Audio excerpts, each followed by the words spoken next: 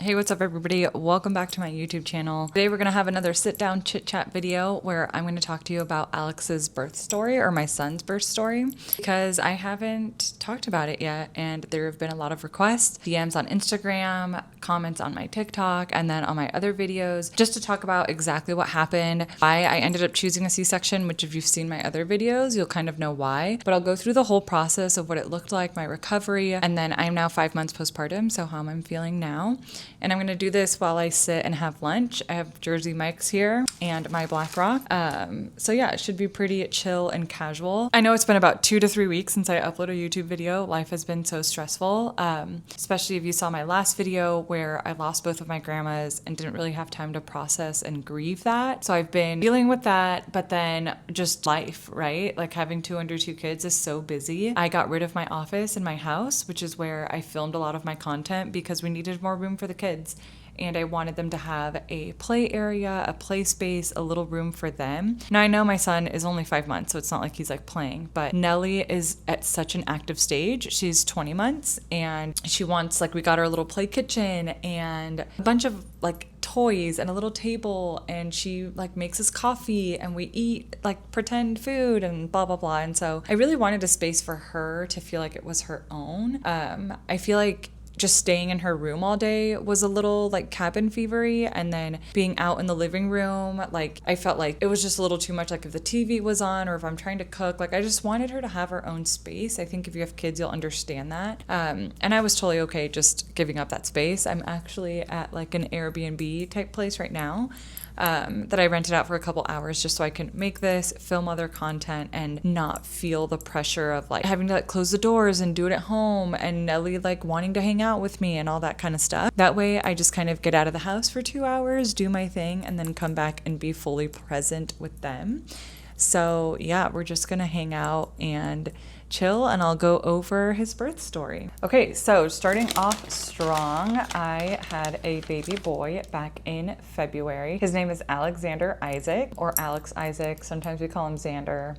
Who knows what his nickname's gonna be? Oh my God, nothing hits like Jersey Mike's. And he was born via repeat C-section. I had a C-section with my daughter because she was breech. And in my mind, I would have been okay laboring with Alex and having a toe-back, V-back situation. If I went into spontaneous labor, I did not want to be induced, especially having had a C-section before. Obviously, I'm an OB, so I know the risks, and I didn't personally want to take those risks. But I didn't go into spontaneous labor, and I had to be induced with him because I was a insulin control gestational diabetic. So I would have had to be induced at 38 weeks anyway, so I opted to do my C-section at 38 weeks. I have to say, having a scheduled planned C-section was way better than my experience last time. Now, last time it's not like it was an emergency type C-section and I wasn't laboring, but I had gone in for my 36-week ultrasound with my daughter, with Nellie, and found out that she was severely growth restricted. She didn't have any fluid around her, and she was breech. So I had my ultrasound, and then we scheduled the C-section for the very next day at 7 a.m. So I had about 10 hours from like the end of my ultrasound appointment till the next day to get everything ready. The nursery wasn't done. Like I didn't have an outfit for her. Like everything was so scrambled, and I just felt so rushed, even though it's not like they rolled me back and everyone was like running to the OR. It just felt very rushed, and I didn't enjoy that. The C-section itself was fine. I didn't like the process of having a C-section. I didn't like all the tugging and pulling. I didn't feel pain, but it's like the tugging and the pressure, and then mentally me knowing the steps of a C-section and what was happening, and I could see what was going on in my uterus and stuff reflected on like the lights. And I don't know, I didn't love that experience, but I can say that the second time around with it, I already had a date, a time, months ahead of time. I felt so much more prepared, and it was like a countdown leading to that day.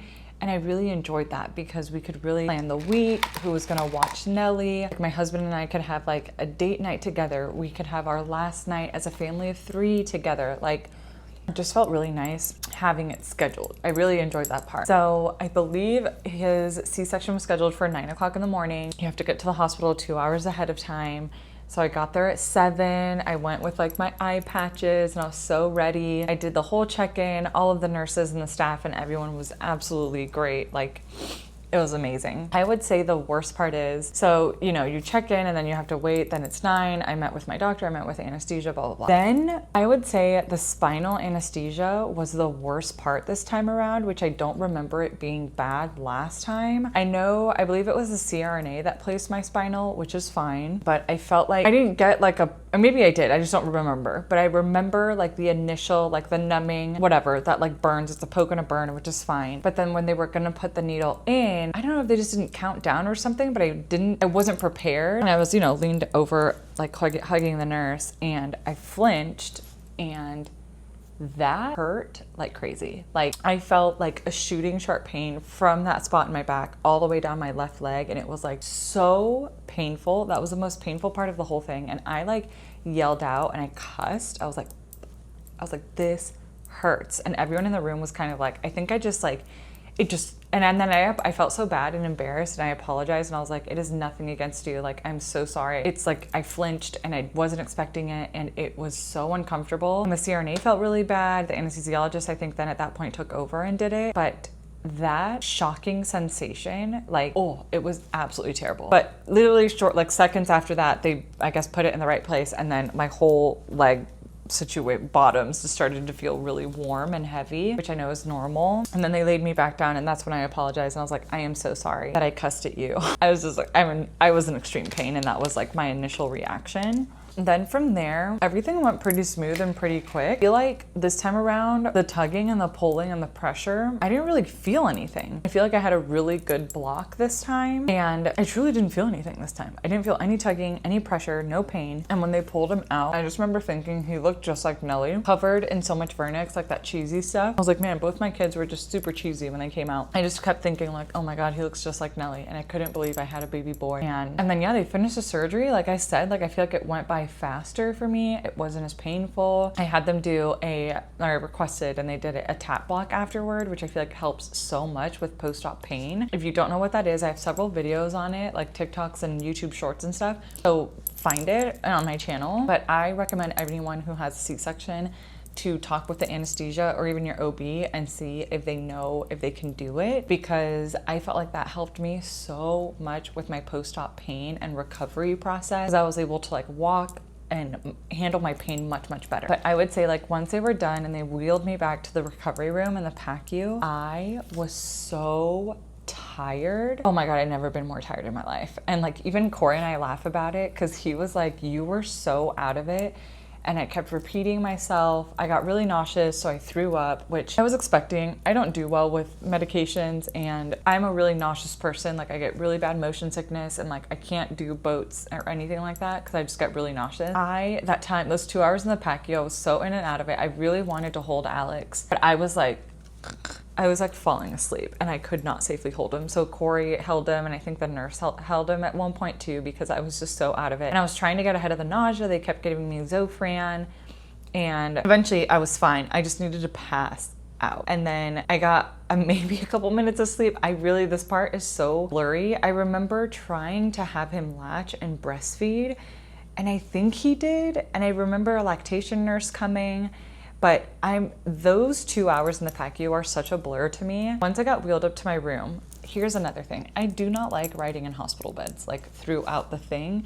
That makes me so dizzy. There's a sensation of like being wheeled and pushed in one of those big beds, and like the bumps in the hospital and going on an elevator when you're laying down. I don't enjoy that. So when I got up to the postpartum floor, and in my postpartum bed, I threw up again, which happened last time as well. Even though we knew when we tried to get prepared and give me like anti-nausea medicine, I still threw up. But once I made it in the postpartum room and I was able to relax a little bit more, I fed Alex, and then we all just passed out. I was like, I need to close my eyes and sleep. I don't even know how long I was out for, but when I woke up, I was like, Corey, I'm starving. I know they're like, oh, start with broths and blah, blah, blah, which you don't. You can start with a regular diet. I was like, get me Jersey Mike's, which is really funny that I'm eating it now, but there's a Jersey Mike's close to the hospital. And I was like, Corey, that's all I've been craving for the last 9 months. Get me Jersey Mike's. And that was my first meal, and it was incredible. I remember eating it and looking at my baby and being like, this is the best. Overall, I would say it was a better experience than Nellie's, C-section, even though that's not like it was a bad experience. This was just nice that it was more organized and scheduled.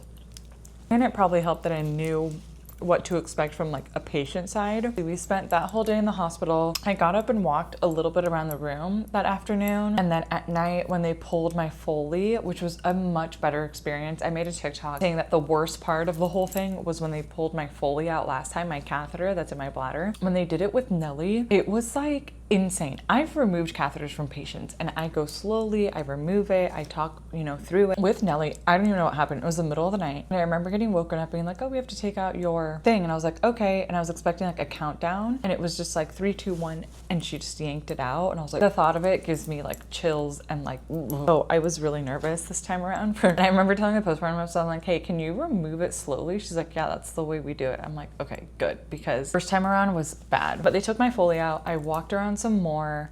It took me quite a while to actually empty my bladder on my own. And they were worried that they were gonna have to put the catheter back in because I wasn't peeing. And I was like, oh, I don't wanna do that because I was trying to go home the next day. And eventually I think at like 6 a.m. I peed and I peed over a liter. Like I had so much urine in my bladder. I like almost overflowed that little like hat thing. It was bad, but I felt so good afterward. And yeah, my whole postpartum experience in the hospital was great. Oh, I had Nellie. My parents brought Nellie to meet Alex that same day around 5 p.m. And she honestly did incredible. I made sure when she came into the room that I wasn't holding the baby. He was in the bassinet. She came up to me. She was really scared of the machines and because I had an IV in, I was still hooked up to fluids and I wasn't really getting up and out of the bed at that point quite yet because I still had my Foley in. And I remember her like hearing the beeping and being really scared, but she did sit up and sit with me on the bed for like maybe a minute or two. And then when she was sitting on my lap, she saw the baby and she was like, pointing at him. And then we put her on the floor and like my parents held her like up over him. We're like, that's your brother, es tu hermanito, hermano, And like, obviously she was 14 months, just barely 14 months when he was born. So she didn't quite understand the concept of like a sibling yet, but she was really nice to the baby and like wanted to touch the baby. She didn't hold him or anything like that. And then Corey and I had got her a little camera as a present from the baby. And so we were like, oh, Nellie, you have a gift from the baby. And like, I know she, again, was maybe too young to understand it, but she was excited to open a gift, right? Because who doesn't? And so we did that and it was really cute. And yeah, and then my parents like brought us dinner and then they went back home. Nellie ended up staying with my parents for about a week until we kind of had our bearings with Alex at the house. So I was discharged after 2 days in the hospital and I felt like it went really well. My recovery was great.